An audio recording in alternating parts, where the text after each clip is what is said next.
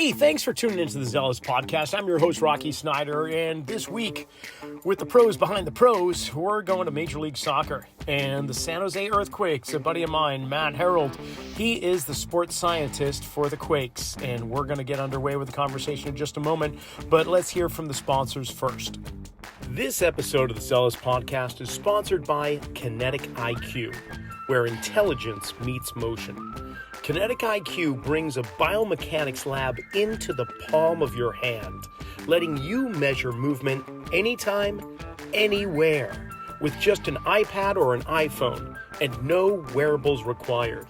I've been using Kinetic IQ's markerless motion capture in my own practice, and whether you're screening athletes, analyzing posture and gait mechanics, optimizing performance, or guiding return to play, it helps practitioners like us save time, capture more objective data, and make instant actionable decisions.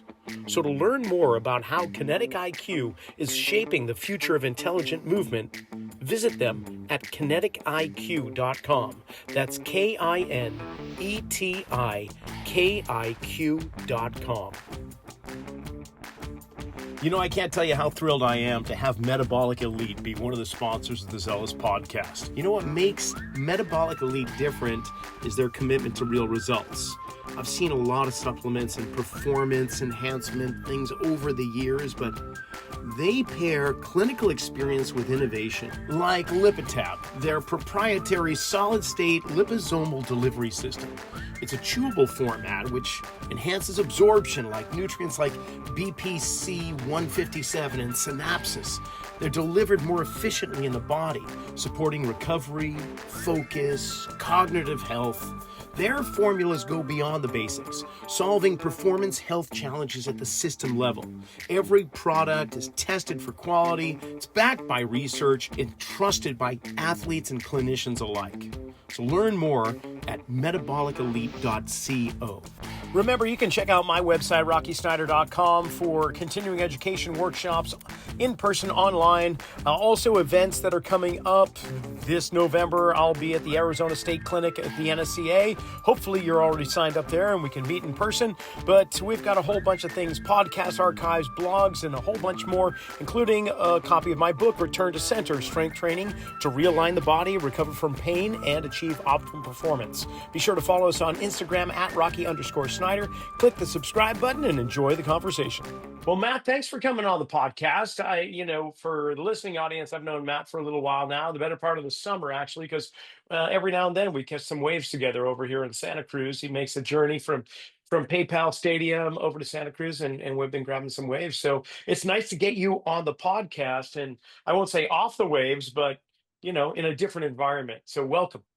Yeah, thanks for being persistent and having me. I've been a little shy, kind of like going after the size of waves that you catch out there. So, Oh, you're too kind. Yeah, they just look bigger because of my size. That's really what it is. I know that's not true, been out there, but yeah. But talk to me about you're lead sports scientist for the San Jose Earthquakes MLS team, and I would love to know just how you got there, like your career path, and honestly, like where did you get the inspiration to start pursuing sports science? Sure. Well, there's only one sports scientist, so I can't say I'm the lead, but it's sort of an MLS mandated role. So now every MLS club has a sports scientist, or maybe they're slowing down the process of hiring, but it is a role that every club in the MLS has to have. And, most of that includes data management and interpretation of the data. I'm out there with the iPad, looking at it, making sure, we're hitting certain daily targets that fall into the week and prepare us for the match coming up. You can get as big picture as you want, but could be also return to play type of things as well. And then, we review after training.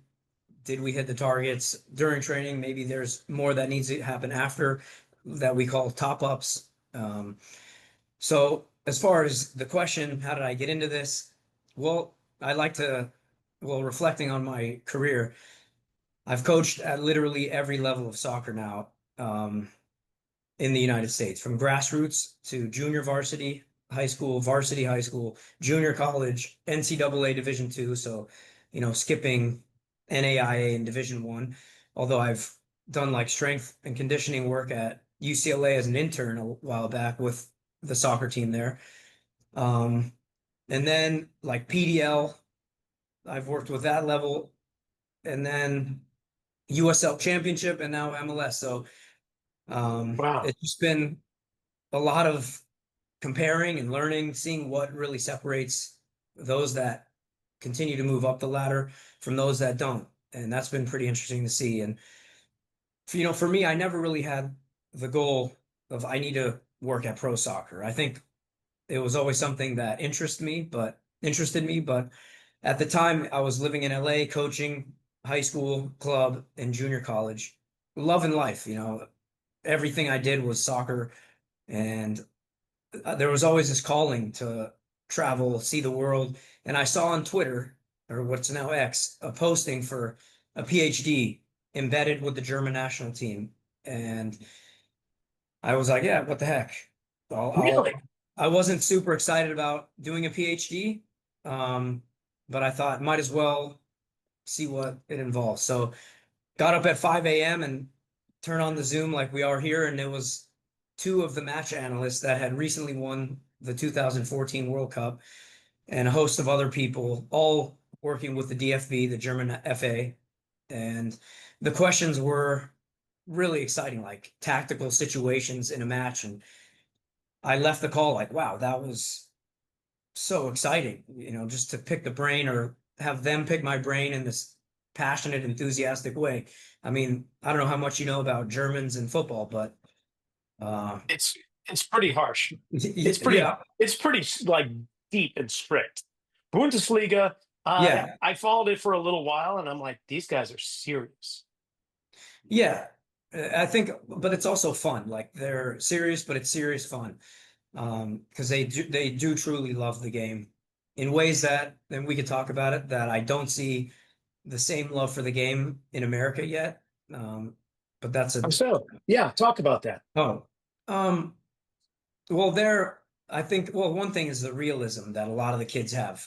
For example, I train with the sixth division team, and athletically, you'll find better athletes probably in Division One college soccer here in America. But technically, tactically, they're at least, if not far superior to what you'll find at the Division One college soccer level. And you talk to these guys like, man, did you ever try to make it? And they're like, oh no, no chance. I'm just happy playing with my local town or village team, as they call it. So, um, Oh, yeah, so there's that respect for the game. It's a profession there. There's a lot of humility that you see. I mean, I'm sure there's egos, and I've seen firsthand some parents from the sidelines, but I don't think you get the same quantity or amount of like horror stories here of, even myself, I would have fathers of the kids on my team like, hey, let me buy you a coffee or take you out to lunch. And it was always like some way to get onto the topic of getting their kid more playing time. So those are just some sure. examples. And not American soccer's beautiful thing. It's this eclectic mix of cultures from all around the world, and I think it's still finding its place. But it's nice. It was nice to be part of like a German football culture and see what that's about. And how long did you stay over there? Did you achieve your PhD while you were there? Um, After I did get the PhD, but it took me a couple years of, still writing, finishing up studies. But I was there in Germany 3 years. 3 years. Wow. And all over Germany or in one specific region? Mostly in Saarbrücken, it's called, which their club there is FC Saarbrücken, and well, I would say one of the most popular American players ever, Eric Ronaldo. He was a striker for them when they were in the Bundesliga. Now they're in the third Bundesliga and climbing their way back up. A great club, a lot of tradition. But I also spent a bit of time in Holland because one of my supervisors was there, so I spent some time there as well.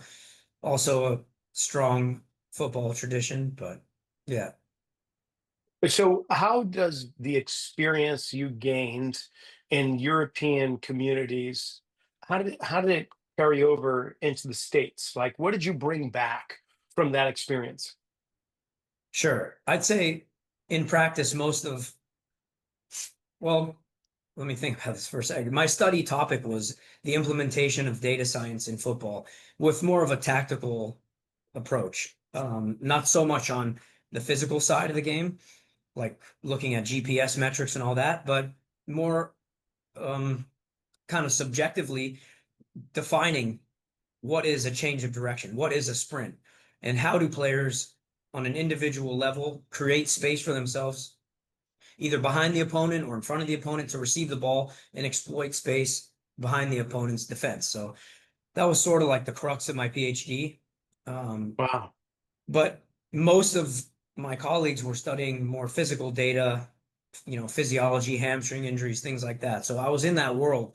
And then I needed a job when my scholarship ended, and I got hired at the DC United second team to be a coach, assistant coach, and performance coach. And up until that point, I never even wore or used GPS in my whole career. So I had to learn quick, and that learning has never stopped about the role of GPS. What are these metrics we're looking at? What do they mean from a workload standpoint? And what do they mean from a tactical standpoint? And that's kind of where things are heading now is, what is high speed running? Not just like, is the player tired? Did it contribute to the game? But also, yeah, did it contribute technically and tactically? Okay, this is just kind of surprised me. I won't say blown me away, but it's definitely not what I was anticipating because you're using sports science tactically, which I hadn't actually thought of. Yeah. In my myopic view of sports science, I was thinking about recovery, top speeds, and so on. But you make space, make space, make space. That is the one coaching kind of mantra for soccer coaches. You just hear it over and over. And I spent a number of years with youth soccer and Okay. soccer coaching my kids teams and then as they aged up we did a little bit more there, but make space was like always being drilled into them. So okay, Matt, how did you use sports science to determine how athletes make space? So yeah, great question. I just want to say, like, the game is about making space. Like, Pep Guardiola is like, take the ball, pass the ball. We don't pass the ball to move the ball. We pass the ball to move the opponent to create space. And Exactly. also defensively, a lot of the workload is to condense space or prevent the opposition. I don't know if you're familiar with Marcelo Bielsa. He's coached all over the place in the Premier League. I think he did really well with the Chilean national team. I'm not sure if he's coached the Argentinian national team, but he is an Argentine.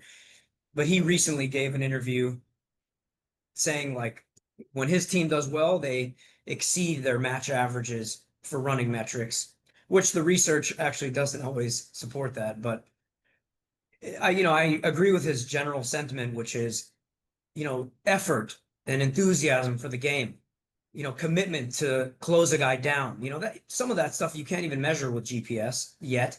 And yeah, I think like Argentina's success recently, when you watch them in the World Cup, they were so relentless and combative and feisty, running hard. I mean, so I think the philosophy of a guy like Bielsa and like where GPS is headed and how to use it is, it's in its beginning stages, I think. Okay, so I think I'm getting an idea because like when you're on offense, you want to spread out. You want to spread the field and make space. And when your opponent has the ball, you want to try and condense their space as much as possible and really kind of border them in. So therefore, you're using GPS and you're noting when your team is on offense with the players, what direction they're heading versus when the other team has the ball. Is that how you're determining space, whether it's constricting or increasing? So in my role, we are not at that level. We're not doing that. But in a lot of Okay. soccer research, that is definitely happening with like brilliant data scientists that are creating all these algorithms that look at shapes and I should remember the name, reciprocity of movement. Um, I forgot exact terminology for it because I've stepped away from my PhD now for a bit, but yeah, they're looking at the synchronicity of movements between opponents, between teammates, at a really fine grained level. Um, for me, it's more like, okay, what was our high intensity running and our fullbacks in possession and out of possession? What was the score line? How did that influence our movement in the first half and the second half?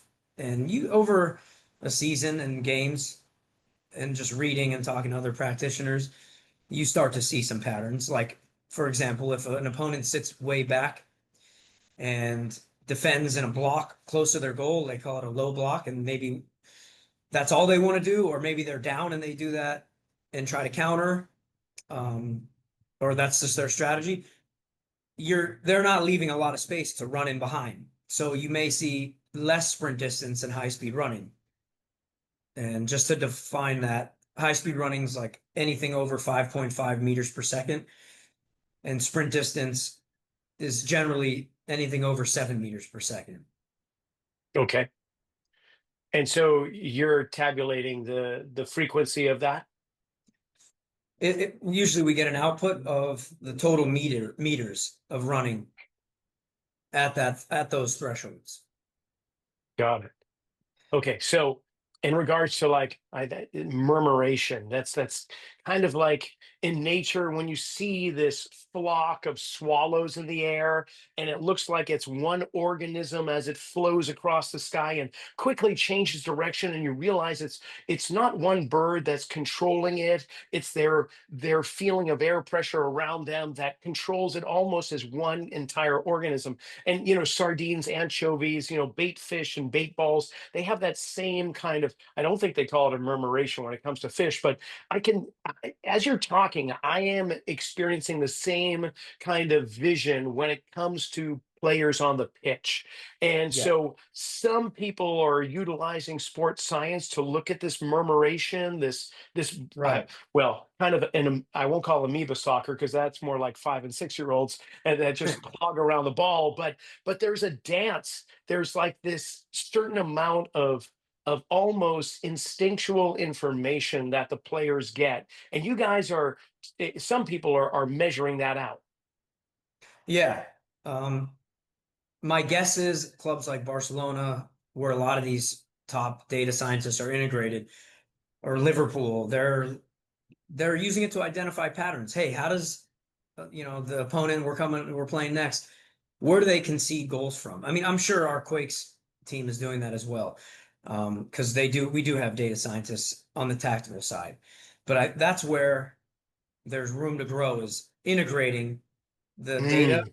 and the physical side, or the tactical stuff with the physical performance. And to me, that's kind of what I learned in my PhD, and it's a must. But what the data science is doing is identifying those patterns, how teams give up and concede chances, goals. How does our team create chances? What are patterns where we're successful? Where do we break down? And they can, yeah, use that optical tracking data to determine that. Now, of course, you can't put GPS on opposing teams. They've got their own team, of course, that tracks that. But how do you, if you do, for instance, how do you utilize sports science with the opposing teams? Do you use? Oh, is it only during a match that you can kind of get an understanding of it, or do you look at game films? I mean, maybe that's beyond your position with the Quakes, but I'm just so enthralled by the information that Sure. people are able to harvest. Sure. So now there's something called Skills Corner, where a little too late and for my liking, like on a Tuesday, we'll get the data. If our match was Saturday, sometimes I have to follow up and it's Wednesday, but we see the GPS data from all the clubs, that every club in the MLS. So No we way, can all compare. teams share that information. Yeah. And there Well, was a that's company interesting. called Second Spectrum where all the data was available from optical tracking data. That's not even using GPS. And I'm pretty sure that is where Skills Corner is getting their data from as well. We're not sending our GPS data. The league has it tracking them. So we can really look like, all right, against Austin, which wingbacks or fullbacks did more sprints in possession of the ball, out of possession, and really tell a story about the match. No way. I had no idea that it was so homogenous, like it was shared across the entire league. Yeah.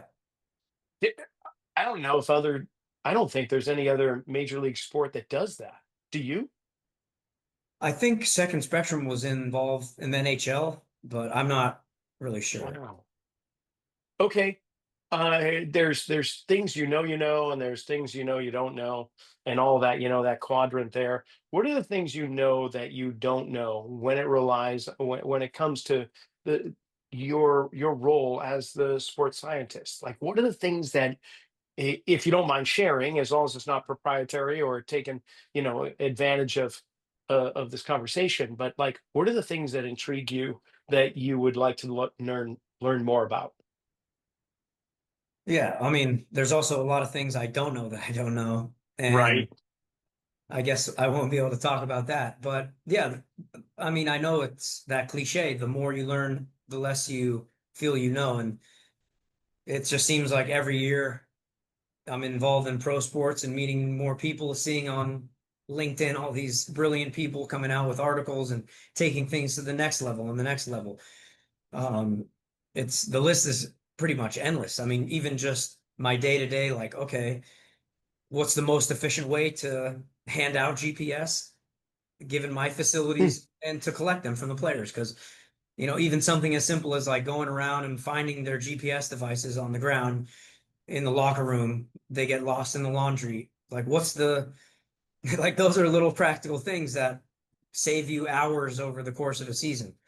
Um, and with every like, oh, well, if I hand them out on the field, then, there's these pros and cons versus having them on a table. So even just like I said, stuff like that is, I think it just takes trial and error and years of experience doing the thing. Um, More specifically, I'm obsessed with just movement and developing athleticism. And so, I'd love to get a 1080 sprint in and look at all the metrics from there. Um, I think we're learning more and more about what makes an athlete fast. And in soccer, how important is pure speed? I think Usain Bolt proved that pure speed alone can only go so far because his career didn't pan out despite him being the fastest man of all time. So,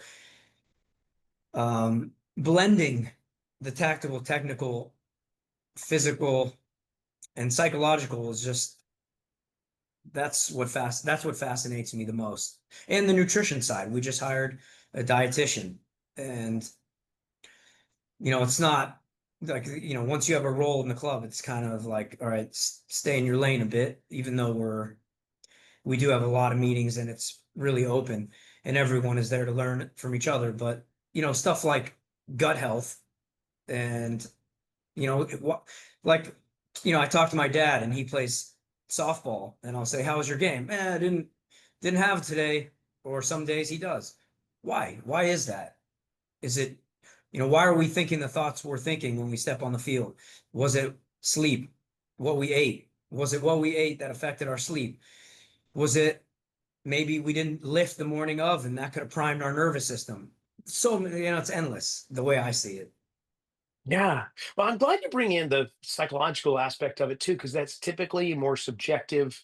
I mean, there is objectivity to it. It's not like if we look at it from like maybe a biological model or other models of psychology, but most of the time it's subjective. So here you are being a number cruncher for the most part, very objective and analytical, and now you're bringing in this kind of nebulous form that's attached to performance. So how do you how do you mesh them together? Like, how do you take the information that you attain from that and apply it to performance? Yeah, good merge of the random topics I brought up. But for example, let's say a guy didn't sprint a lot. And we say, well, the opponent wasn't sitting back. Usually this player sprints X amount, and today was only this amount, which was far less. Well, were they fatigued? Let's look at all the training of this week. Maybe we pushed a little too hard the 3 days up or didn't taper enough. Or maybe we didn't push enough on the Wednesday when we're trying to get more sprint distance and high speed running. Or, going back to what I said, was it food? Was it a fight with their wife at home? So I think all this stuff comes down to still human interaction, conversations with the player, trust, and building relationships. I don't think right now, there's no metric that can make up for two brains forming trust and having a conversation. So Well said. Well said. This is the perfect time. We're talking all about sports science with Mat Herold of the San Jose Earthquakes. We're going to take a quick little break because the two sponsors we have, Metabolic Elite and Kinetic IQ, are all about sports science, including gut health. So we'll be right back. Listen to the sponsors, and we'll talk to you in a minute. The Zelos Podcast is sponsored by Kinetic IQ, where intelligence meets motion. Kinetic IQ brings a biomechanics lab into the palm of your hand, letting you measure movement anytime, anywhere with just an iPad or iPhone. No wearables required. I've been using Kinetic IQ in my own practice, and whether you're screening athletes, optimizing performance, or guiding return to play, it helps practitioners like us save time, capture more objective data, and make instant actionable decisions.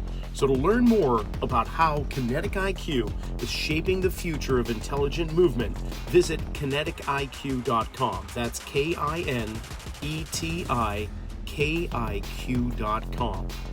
At the forefront of Metabolic Elite is Jim Lavelle, internationally recognized clinical pharmacist, a chief science officer at Lifetime, and the co-chair for the American Academy of Anti-Aging Medicine. He's got over 4 decades of experience and has guided Olympic athletes, professional teams, and leading health institutions. What makes Metabolic Elite different is their commitment to real results. Like Lipitab, their proprietary solid-state liposomal delivery system. It's a chewable format which enhances absorption like nutrients like BPC 157 and synapses. They're delivered more efficiently in the body, supporting recovery, focus, cognitive health. Their formulas go beyond the basics, solving performance health challenges at the system level. Every product is tested for quality, it's backed by research, and trusted by athletes and clinicians alike. Matt, I'm curious. We're talking about GPS, and there's several ways in which you can record in terms of wearable tech. We've got chips that can be just tied around the laces of their cleats. They can be embedded into the insole, or then you've got your vest. So when it comes to GPS, like what device are you using? our club uses Stat Sports, which the players wear a vest, and it's weighs next to nothing. And if you look at the average posture of a player in the MLS, it's like, why are they slightly hunchback? Well, it's not that. It's the device. And it shows more on some players than others, but yeah, that's how we do it. In other clubs, I've used Catapult, and I think the one you're mentioning around the foot, that's Player Maker, which also offers technical data. And I know they're pushing and trying to grow. We'll see what happens with that. A lot of it's going to come down to player preference and like, it's going to interfere with my touch or, things like that.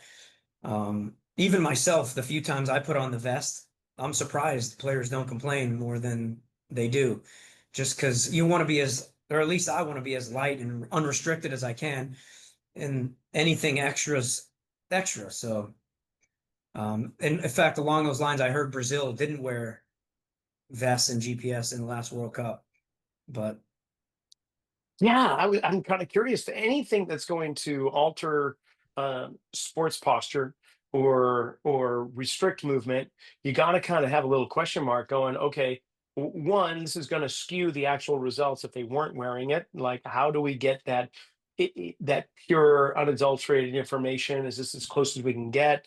But do you notice, I mean, aside from maybe chatter in the locker room, have you ever Mhm. taken, well, you can't really notice this, I guess. I was going to say, have you taken guys without the vest and those with the vest and compared them? But it would be kind of hard if you didn't have any kind of device, obviously, on those that weren't wearing vests. Or is that the only wearable tech you have? Yeah, that's it. Or Mm. sometimes we would put heart rate monitors on guys on like a match day -4, which is typically when a lot of teams will do small-sided games. And that's when you want to see those intervals of like, let's say 4 by 2 minute games, you want to see a spike in heart rate, which, a lot of times you would think, oh, heart rate would be higher on bigger spaces. They're covering more ground. But in fact, it's that constant mechanical load of stop and go that jacks the heart rate up. But going back to your point about, comfort and freedom, I think, we always want to blame, like me in surfing. If I'm having a crappy day out there, it's got to be the board or the waves. But, It I got, is, man. It is. Just in case you are a hell of a surfer, so it's usually the equipment. right. But, it's not the board or the shoes. It's not got to be the shoes. It's us and some little lightweight bra. Women have to wear sports bras, so you don't hear the complaints. But I just think as an athlete, it takes some getting used to. That's all. I imagine. Okay. How do you just mentioned load, and like I go to load management and trying to dial in just the right level of load for players to try to get them to peak performance. And it's kind of like a recipe that's always changing. You never know, from one individual to the next, from one team to the next. But how do you how do you attempt to Mhm. determine proper load management? Yeah, that's a fun topic is what's the ideal microcycle? Meaning, how do you set up a week leading into a game? Whether Yeah. it's, if it's a game Wednesday, you're spending a lot of time recovering, and training is basically, they call it regen or some technical stuff. If it's a Saturday to Saturday, that's the fun talk about microcycles. And what most clubs seem to do, which I've tried to push back just for my own desire to be different, maybe, and just really understand it. Like logically, it does seem to make the most sense. Where, let's say you play Saturday, there's actually research showing if you come in and do regen Sunday, take Monday off, that reduces your chance of injuries. I think it's like 30%. That's Nice. a study by Martin Buchheit. I don't know if I pronounced his last name correctly. Versus reversing those 2 days post match. So most teams in MLS take off the day after the match, and then sometimes they'll come in, do a regen, and then a 4 day build.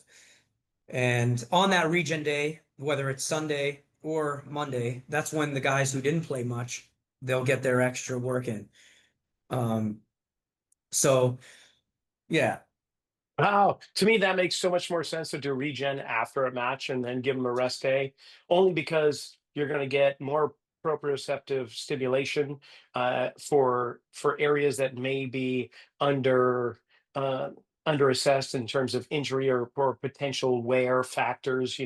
Uh, I don't know. For me, it just makes more sense to try and restore the body as soon as you can after intense work, and then just let the nervous system figure out what to do with that maybe the next day. So right. compared to trying to rest, where things are just going to stiffen up mm, and then try, yeah. Anyway, that's Yeah, really yeah. quite cool. You raised some great points there. So, man, that's really cool. Okay, so load management. What about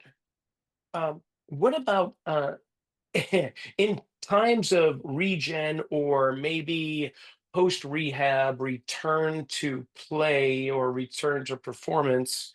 There's got to be uh, parameters placed on the athletes that you don't want them exceeding, and of course we typically are linear in our approach to many things, but in this case I could see it being more undulating. Like, what does that look like from your perspective when dealing with either regeneration days or return RTP players? Like, how do you monitor, where are the restrictions or parameters that you place on them? Sure. That's when the live tracking really comes in handy. Because as an athlete, you like they'll set targets like, okay, like you said, or in fact, I find maybe I'm wrong, but like you want to be a little more linear overall. Like let's say this week they ran 60% of their typical healthy week. Then the next week, 70%, just say taking total distance. Then the next one, 80%. But day to day, definitely undulating for sure. Right. So they'll usually set targets, and each day will have a different theme. So it could be like an intensity day where, whatever mechanism they got hurt, that's where we're inching in intensity. So maybe it's 70% of change of direction. And then it's hard to quantify with the GPS. There are bands for D cells and X cells that could be used, and we do use them for return to play. But yeah, let's say it's like, all right, let's start with 10 XLs at this band and no more. So that's when you got to have the iPad out there because you might think you hit 10, but the threshold was too low, or maybe this athlete's just so athletic that they can just jog, cut, and they hit the threshold. So it just helps to quantify and make sure you're really following the vital steps or the key steps in the return to play process. Okay. Talk to me about like orange or red flags in regards to the probability of injury to players. Like, if you could, like prediction models is really what I'm getting at. Like, do you have prediction models in place when looking at this information? No. And I heard that there are people doing that, like a guy at the US national team who has that model. And that's something that we're interested in doing. Um, Where would so you start? Where, yeah. like, if you had the whiteboard up in front of us right now, like, where would your brain go when trying to create a injury prediction model? It reminds me of the acute to chronic workload ratio. And we use an exponentially weighted one just because we feel like it's more relevant. And so I don't know how Dude, you much you just know lost about me. that. I lift heavy weights for a living. You lost me on that. What do you Oh, mean? so there's this guy named Tim Gabbett, and he came out with this model called the acute to chronic workload ratio, which acute would be typically a 7 day cycle of training load, and chronic would be 30 days or 28 days. So you we're basically saying we don't want to go too high in this 7 day stretch, or even one day of the 7 days, compared to what we hit in a 30-day stretch. And so day to day, you're getting values usually like they say zero point 0.8 to 1.2 is the healthy range. 1.2 being like, ooh, we're pushing it. Above 1.2, now we're spiking the load, and that's a risk. But there's some other brilliant minds that don't really believe in that. Like, for example, Franco Pellizzeri, he's this Italian guy, really charismatic, has worked in the Olympic Games, and he's pretty outspoken that he doesn't feel like that model is super helpful. But I think it's a good framework just to say, all right, are we spiking the loads a lot or not? It doesn't mean it, yes or no, it's going to predict injury. And predicting injury is something that I don't feel you could do. Going back to kind of what we talked about earlier, there's the food, the sleep, the marriage, interpersonal stuff at home, you know, numerous factors that may play a role in whether someone gets hurt or not, hydration status. So just looking simply at training load and volume, I think we do it and it's worth doing, but it only scratches the surface. Is this potentially where AI might contribute, like play a Sure. role where you put in the subjectives, the things that are going on in the players' lives, and you combine it with these, and then maybe that provided there's a proper algorithm, they just say, okay, here's what the AI model is suggesting. Definitely. Like right now we use for wellness, the players will score, oh, my stress is a 8 out of 10, like really stressed, or 2, I feel great, sleep quality, same, muscle soreness, all that. But, and I think the data shows that that's in pretty good sync with, like internal data, like what you get out of a Whoop or an Aura Ring, which I don't have a lot of experience using myself. And that's where we're headed, is using more of that for our wellness metrics, so it's more objective and not subjective. And so It's almost perhaps, like you. Oh, go ahead. no, I was going to say maybe with those metrics, like their heart rate variability combined with the amount of sprint distance they've gotten this week, the fact that it's spiked, some model can predict an injury, but I'm And not sure. probably spit out like an honesty quotient also in that regard. And I don't mean Yeah, that, the players are going to tell you what it is they think you want to hear sometimes. They are maybe going to hold back if they think their play time is going to be restricted.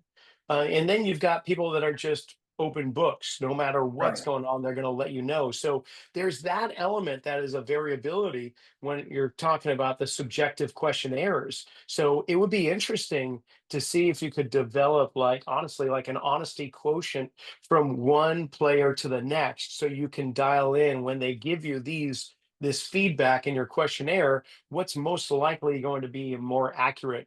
Like, here's what the value that they're giving you, but here's the honesty quotient adjusted value. It's either lower right. or higher. You're probably thinking these things already in your head. No, It's yeah. like, I mean, you know, even when we collect RPE, rate of perceived exertion after training, yeah, I think that's why it's so important. The players need education. They need to be educated and informed of the process. Why are we doing this? What is it for? How could it backfire on my career, my playing time, and how will it help me? How does this information get to the coach, and what is he going to do with that information? And to be honest, in a large staff, it's not always the smoothest sailing when it comes to player to coach communication through medical and performance staff. And um, yeah, some players, hey, what do we even do with this? Nobody even uses this. You'll hear, no, we actually do. And that's when, opportunities come to educate. But I think proactive education is even more important. Most soccer players, I've worked with hockey, wrestling, American football. They'll hit the gym hard. Soccer players were the worst. I was the right. worst in college. I thought it was all plyometrics and that's all I needed. Weights make me heavy and slow. I didn't understand nervous system, recruiting, fast twitch motor units, application of force, none of that. So the typical soccer player, I think, needs some educating. Like, hey, I know you're moving slow and it's heavy and it might even feel uncomfortable. We're not going to put it on your spine, but even on a single leg, here's how it's going to help you change directions better, etc. I just think those, these are smart guys that make it at the professional level. They're not just good players, they're gifted humans and they want the information. So that's my little speech on that. No, that's good. And so is this where velocity-based training comes into play for you? Like when you're got them in the weight room and then this adds to the buy-in? Starting to, we're our second team performance coach has devices and he started using them. So I'm like, give me some. And with some of the athletes I work with in the gym, I've experimented with it and intent goes through the roof. They compete. They want to see the number. And that is what transfers to the field, not slow bodybuilding reps. That's great for other things, but if we're talking about projecting our mass on in different vectors on the pitch, then the intent has to be there. And so you brought up the medical department too. Provided that the athletes are doing like a blood panel, like testing all their numbers, many different kind of markers come up. Do they Are you able to integrate that into what you're doing, or do you find that being a separate silo entirely, or is there some kind of integration amongst the sports science and medical in that regard? There's a tremendous amount of integration. I don't think we're taking their blood metrics their measures, and that's informing our like training decisions on a day-to-day or week-to-week. But it may with the nutritionist or the dietitian and kind of more on the medical side at that level.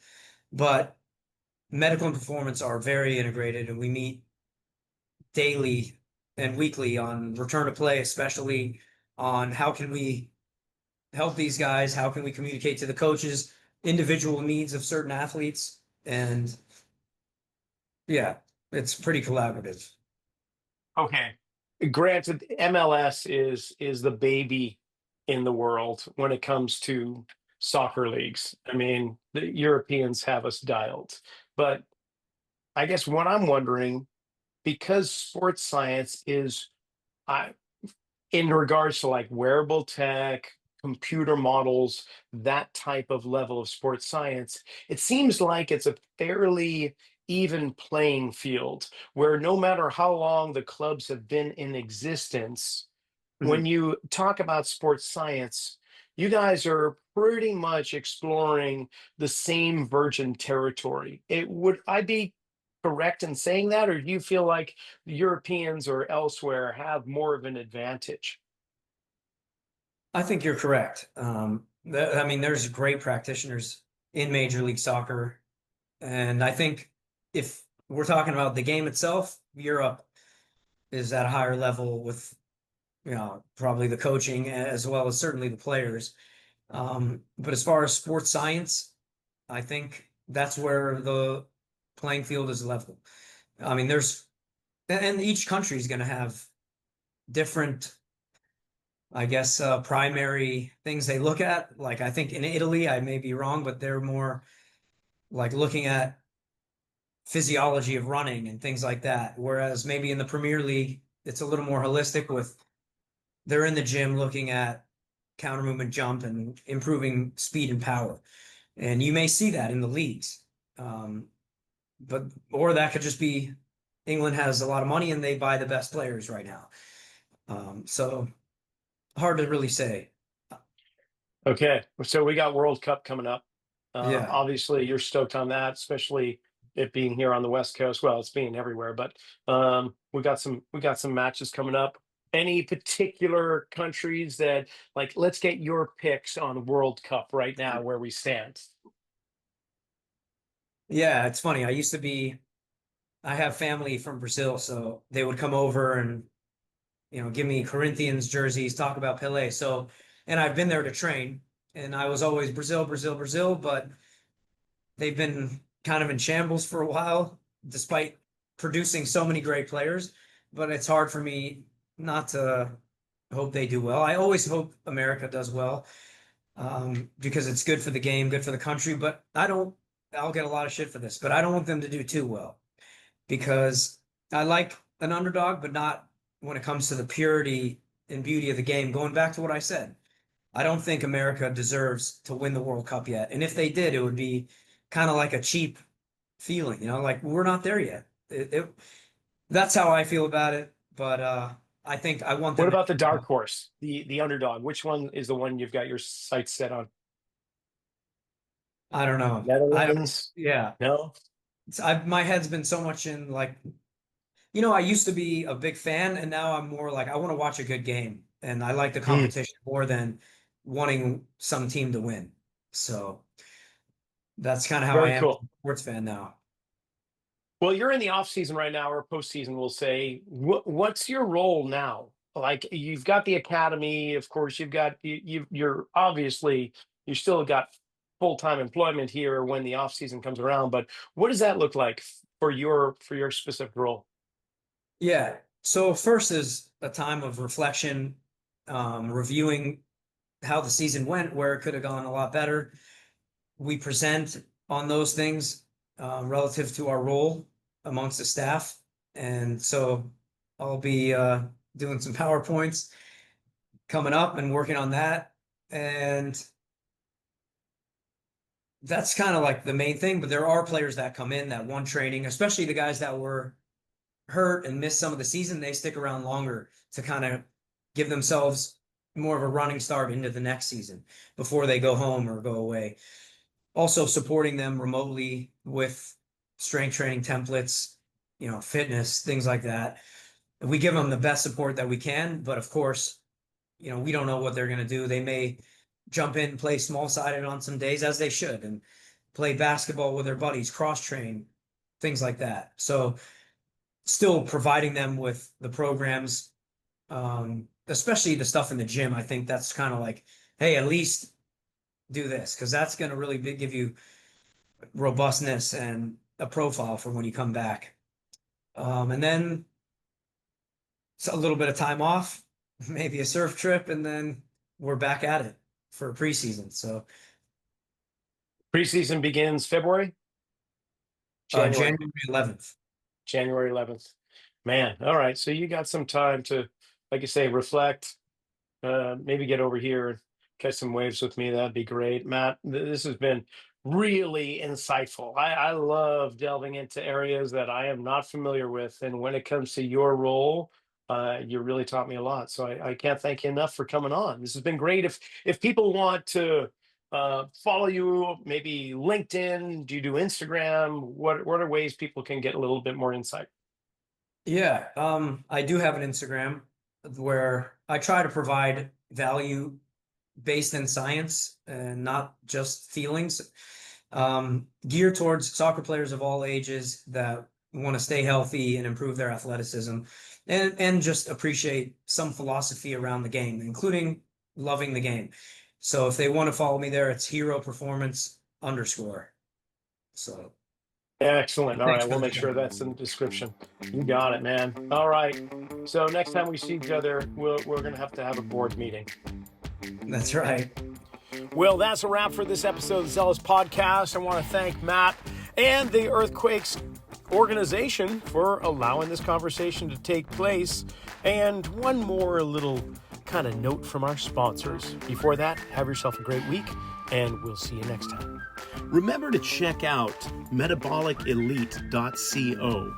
Check out all the products they have on their website. Synapsin Pro is something I've been using to help stay focused without having to over-caffeinate myself. It keeps me in the zone so I can just really hone in on the things I need to achieve without feeling like, man, I gotta reach for an energy drink every 5 minutes. Metabolicelite.co. And don't forget, Kinetic IQ. They've got markerless motion capture for morons like me. I can use their product with my iPhone or my iPad. I can look at posture analysis, movement analysis of any exercise, gait analysis. It gives me everything I could possibly want when tracking people's movements. So, check out kinetikiq.com.